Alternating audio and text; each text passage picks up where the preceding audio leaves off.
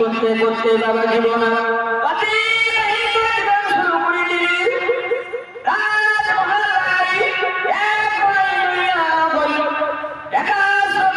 জীবন যাপন করে বাবা জীবন বন্ধুগণেরা তার পথে সংমিশ্রণ চলাতে আরম্ভ করে দিলেন।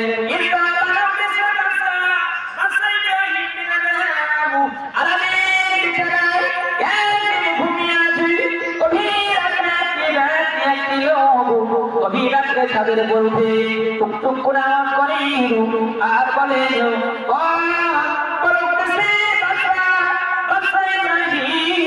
আরামের বিছানায় ঘুমিয়েছিল।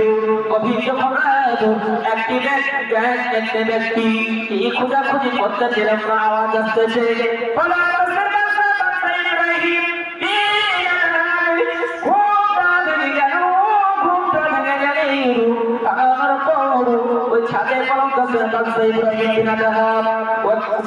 ছাদের আরম্ভ করে দিলেন। উঠার পর একজন ব্যক্তি কি খোঁজাখুঁজি করতেছেন, কলম গাছের বাদশা ইব্রাহিম বিন আদহাব ডাক দেন, ও ভাই আমার কারীম আমার কুটিসু তুমি এত রাত্রি কি খোঁজাখুঁজি করতেছেন? ও ভাইয়া কলম গাছের বাদশা ইব্রাহিম বিন আদহাব আমার একটি উট হারিয়ে গেছে, আমি একটি উট খোঁজাখুঁজি করি। কলম গাছের বাদশা ইব্রাহিম বিন আদহাব চিন্তা ভাবনা করলেন, দেখি এটা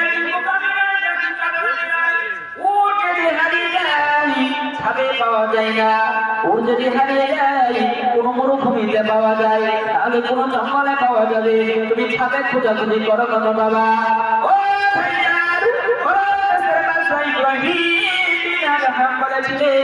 হুজুর আপনি সঠিক কথা বলেছেন, হুজুর আপনি ঠিক কথা বলেছেন, আসলে তাই ছাদের উপরে উট পাওয়া যায় না, এটা আপনি ঠিক কথা বলেছেন।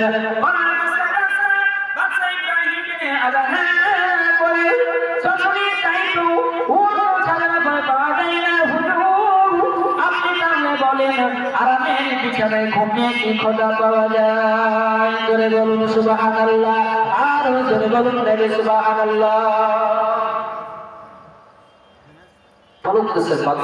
ইব্রাহিম বিন আদহাব ওয়া আল্লাহু আকবার কবীর, আল্লাহু আকবার কবীর।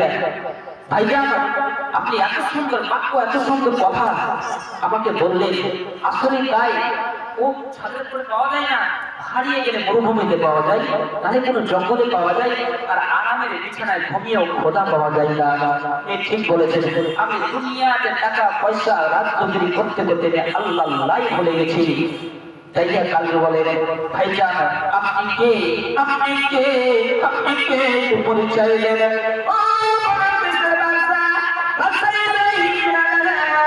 আমি হলাম খাজা পীর আলাইহিস সালাম। জোরে বলুন সুবহানাল্লাহ।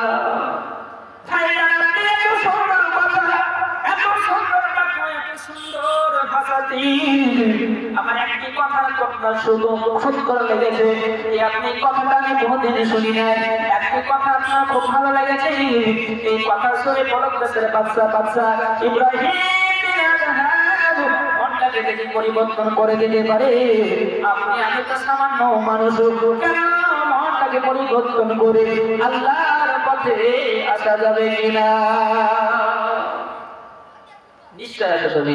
পলক দেশের বাদশা একটি কথার দ্বারা খাজা খিজির আলাইহিস সালামের কথাই জীবনটাকে পরিবর্তন করে দেয়। রাজা যদি তার টাকা পয়সা অভাব অনটন নাই, রাজ্যগিরি করতে করতে আল্লাহ ভুলে গেছিলেন, একটি কথা পলক দেশের বাদশা ইব্রাহিম একটি কথাই তার মনটাকে পরিবর্তন করে আল্লাহর পথে চলে গেল, আল্লাহর পথে জীবন যাপন শুরু করে দিল। জোরে বলুন সুবহানাল্লাহ। আপনি আমি আসুন করি আল্লাহর পথে যদি এসে, দুনিয়া তো কিছুক্ষণের জন্য, এই দুনিয়াতে কেন এত মারামারি, এত কাটাকাটি, হিংস্র ত্রুটি?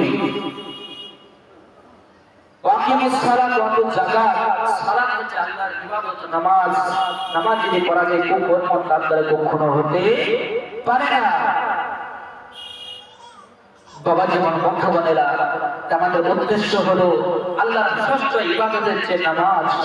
নামাজ যেটা আমরা কাজ করবো সবই করবো, তার মধ্যেও 5 ওয়াক্ত নামাজ যেটা সহি সালামতে পড়তে পারি, আল্লাহ আল্লাহ রাসূল খুশি হবে আমাদের প্রতি। কি বলছেন আল্লাহ পাক? আল্লাহ তাআলা সকলে ঠান্ডা সময় তো, কিন্তু আল্লাহ পাক আল্লাহ তাআলা বলে আমি ওই বান্দাদের প্রতি বেশি বেশি খুশি হই, রাজি হই, কেন শীতের সময় আমার বান্দা বান্দীরা আমার ইবাদত বান্দেই করছে, আল্লাহ তার প্রতি রহমত দান করে, তার প্রতি খুশি ও রাজি হয়ে যায়। জোরে বলুন সুবহানাল্লাহ।